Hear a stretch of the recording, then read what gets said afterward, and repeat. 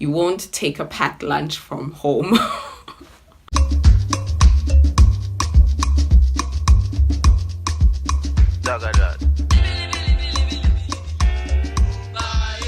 How's it guys, it's me Akoso and welcome back to my channel. If you are new to my channel, welcome. If you are not, hey friend.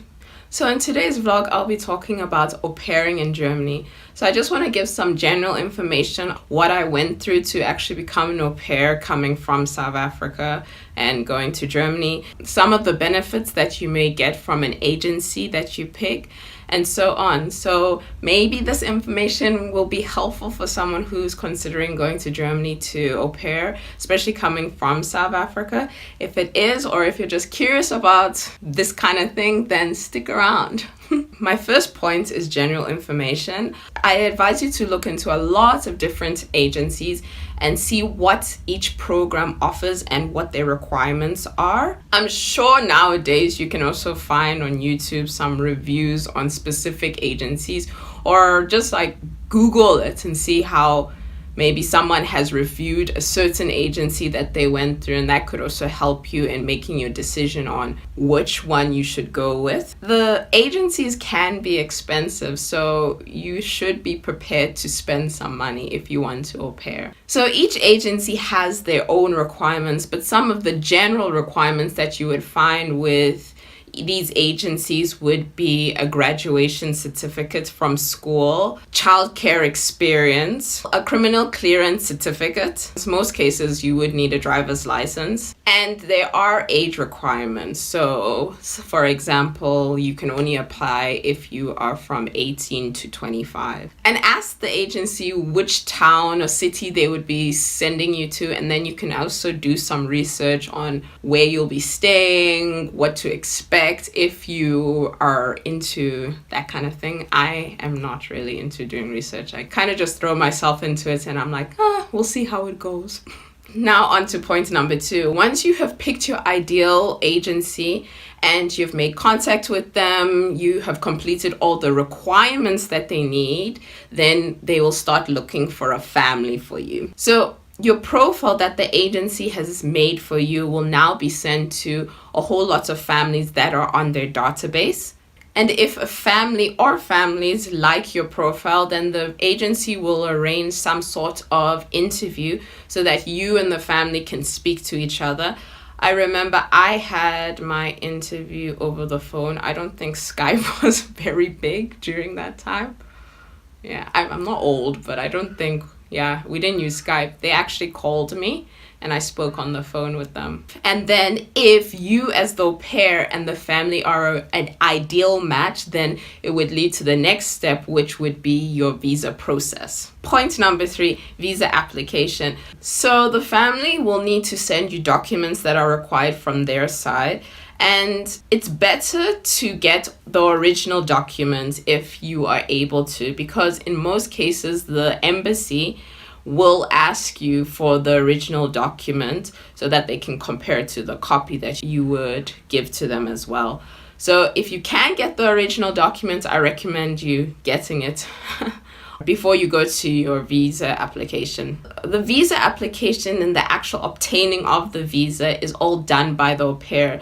The agency does not go with you. Well, my agency did not go with me. They'll send you all the documents from the family, and then you have to make sure that you have all these documents. When you book a date for your visa with the embassy, they will give you a list of all the documents that you need. So once the family sends all the documents that they need to send you, then you can compare it as well as get the documents that are required from you. Then once you have all of that, you will go with those documents and the originals, as I said previously, to the embassy by yourself. Also, the visa fee is paid by you. The agency won't pay for it. The family won't pay for it. You'll have to pay for it. So the important steps would be make sure that you have all the required documents, book a visa appointment, fill out all the required forms that the visa embassy says that you have to fill out, and then show up on time for your visa appointment. One of the things that you should also be aware of in most cases, you will have to have an interview in German with someone at the visa embassy. So they'd ask you questions such as, what's the little boy or little girl's name? How many kids are you looking after? Where will you be staying? What's your home language? And so on. I think the German requirement is A1, which is like basic, but still, it's quite scary. I know for mine, I felt I was so bad. There was lots of times where I was like, I don't know what you're saying. Can you repeat that? And then I'd laugh a lot because I was nervous.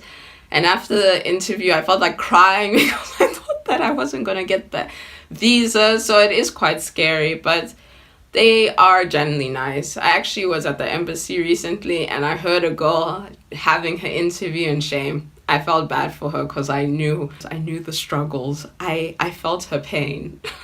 But yeah, she still got her visa.